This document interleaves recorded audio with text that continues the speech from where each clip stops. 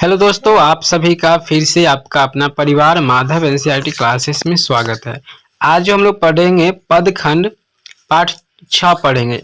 पहले ही आप लोग देख चुके होंगे कि क्लास 12 का यहाँ पे क्लास डेली चल रहा है। हिंदी और इंग्लिश का भी चलता है, मतलब सभी विषय चलता है, लेकिन ग्रुप में चलता है। ग्रुप में काफ़ी मतलब अच्छा चल रहा है, तो ग्रुप आप लोग अवश्य ज्वाइन कीजिए, जिसका लिंक आपको डिस्क्रिप्शन में मिल जाएगा। व्हाट्सअप होगा जहाँ से free PDF notes, topper notes सब कुछ आपको दिया जाएगा।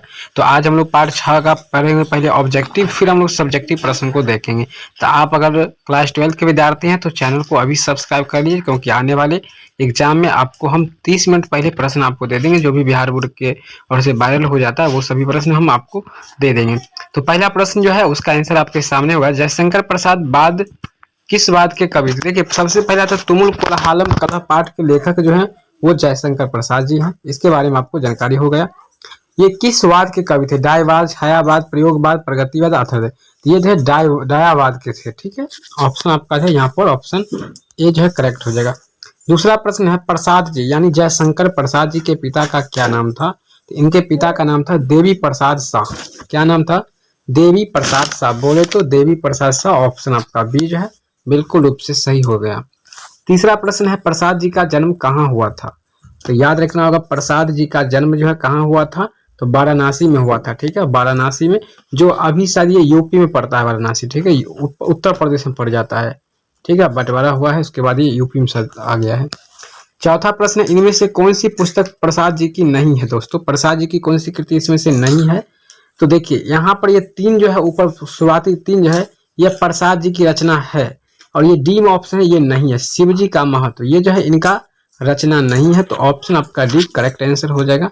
चलिए चौथा, पांचवा प्रश्न है कंकाल क्या है? तो कंकाल जो क्या है इसके बारे में आपको जानकारी होनी चाहिए। कंकाल यह एक उपन्यास लिखा गया है। ठीक है, उपन्यास है जिसका लेखक जयशंकर प्रसाद जी हैं। ठीक है, जय शंकर प्रसाद जी, सीधे प्रसाद जी आपको याद रखना है। ठीक है, चलिए छठा प्रश्न, ध्रुव स्वामिनी कैसी कृति? देखिए बहुत ही महत्वपूर्ण प्रश्न है 6 नंबर। ये काफी भी है, मोस्ट इंपोर्टेंट क्वेश्चन है, इसको आपको याद रखना है। ध्रुव स्वामिनी किसकी रचना है? मतलब कैसी कृति है, सॉरी कैसी कृति है? ये एक नाटक है। ठीक है, यह नाटक है। चलिए डी ऑप्शन हो गया आपका। सातवां है देवी प्रसाद साहू जयशंकर प्रसाद के कौन? देखिए ऊपर में हमने देखे थे देवी प्रसाद शाह या साहू जो है जयशंकर प्रसाद जी के कौन थे? पिताजी थे। पिता माँ मतलब दादाजी होता है, तो वो मत मारिएगा। 7 का जो है सी आंसर हो जाएगा आपका। ठीक है, 7 का आंसर क्या हो गया आपका? सी हो गया, पिताजी थे यानी पप्पा। 8 नंबर है तुमुल कोलाहलम कलह में शीर्षक कविता के रचयिता कौन है? तुमुल कोलाहलम कलह में शीर्षक कविता के रचयिता कौन है? रचयिता के बारे में हमने शुरू में ही आपको बता दिए थे कि इसके जो रचयिता है वो है आपका जयशंकर प्रसाद जी, जिसके पापा का नाम है देवीलाल शाह। ठीक है, जो भी था ऊपर हमने बता दिए थे। बी ऑप्शन हो जाएगा 8 का। 9वां प्रश्न है कामायनी की रचयिता कौन है? देखिए बहुत ही वीवीआई प्रश्न है ये भी।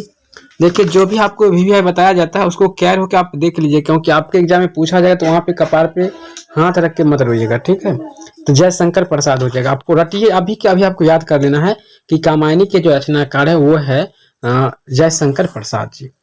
मनुष्य का शरीर क्यों थक जाता है? चलिए ये तो लाइफ से जुड़ा हुआ क्वेश्चन है। मनुष्य का शरीर क्यों थक जाता है? तो ये थक जाता है क्योंकि मन से चंचलता कैसे हो जाता है। ठीक है, यानी मन से बहुत व्याकुल हो जाते हैं लोग, जो इतना सोच लेते हैं कभी कभी इतना व्याकुलता आ जाता है, इसी वजह से लोग थक जाते हैं। बाकी थकते यार नहीं है, सब बहाना है। 11 नंबर प्रश्न है आपका, जयशंकर प्रसाद ने कौन सी कविता लिखी है? देखिए जयशंकर प्रसाद कौन सी कविता लिखी है?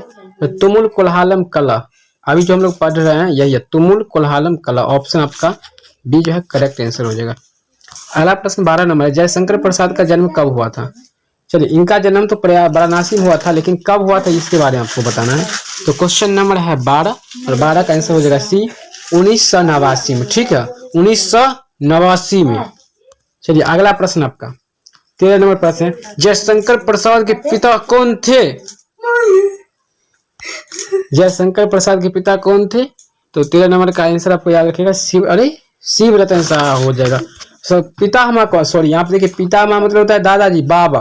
तो बाबा थे शिव रतन साहू, पापा थे देवीलाल साहू, और बेटा थे जयशंकर प्रसाद। याद रखिएगा फैमिली पूरे का नाम। चलिए अगला प्रश्न 14 नंबर, जयशंकर प्रसाद कितनी वर्ष की अवस्था में पितृत्व विहीन हो गए थे। बाप रे बाप, देखिए मतलब कितने वर्ष में उनका पिता जो है मतलब उनको छोड़ के चल गए थे। बड़ा दुख की बात है। तो लगभग वो 12 वर्ष के थे। बाप रे, बड़ा खतरनाक बात है। भगवान करे ऐसा किसी के साथ अब ना हो। जयशंकर प्रसाद हिंदी साहित्य के किस काल के कवि थे? बहुत ही अच्छा क्वेश्चन है। तो 15 नंबर का आंसर सी हो जाएगा आपका, आधुनिक काल के। ठीक है, ऑप्शन नंबर आपका सी हो गया।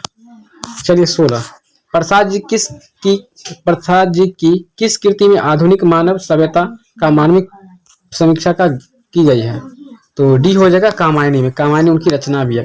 कामायनी प्रसाद जी की किस प्रकार की कृति है? तो बी है प्रबंध काव्य है। 18, जयशंकर प्रसाद कौन सी कृति नहीं है? जयशंकर प्रसाद की कौन सी कृति इसमें नहीं है? तो 18 का जो आंसर हो जाएगा आपका सी हो जाएगा। आई थिंक ऑप्शन नंबर आपका सी हो जाएगा करेक्ट आंसर। ठीक है, चलिए अगला प्रश्न 19, कौन सी रचना जयशंकर प्रसाद की नहीं है? फिर से वही प्रश्न। देखिए कौन सी रचना है वो याद रखिए, बाकी जो नहीं होगा उसके बारे में तो आपको खुद ऑप्शन ही बता देगा। ठीक है, तो 19 नंबर का जो आंसर हो जाएगा वो आपका हो जाएगा सूर सागर। इनकी रचना नहीं है। सूर सागर जो है सूरदास की रचना है। हमने पीछे आपको पढ़ाए थे। ठीक है, सूरदास की रचना है सूर सागर। कौन सी रचना जयशंकर प्रसाद की है? जयशंकर प्रसाद की जो रचना है वो कौन सी है? तो 20 नंबर प्रश्न है। 20 का आंसर होगा सी कंकाल। ऊपर में हमने बताए थे आपको कंकाल के बारे में। यह एक उपन्यास है। 21 है, चातकों को किसके लिए तरसती है? चातकों किसके लिए तरसती है? तो 21 नंबर का आंसर सी हो जाता है आपका। ठीक है, ऑप्शन नंबर आपका सी हो जाता है। अगला प्रश्न है आपका, जयशंकर प्रसाद ने किस भाषा में काव्य रचना की है? दोस्तों जयशंकर प्रसाद किस भाषा में काव्य रचना की है?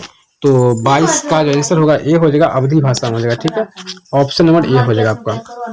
अगला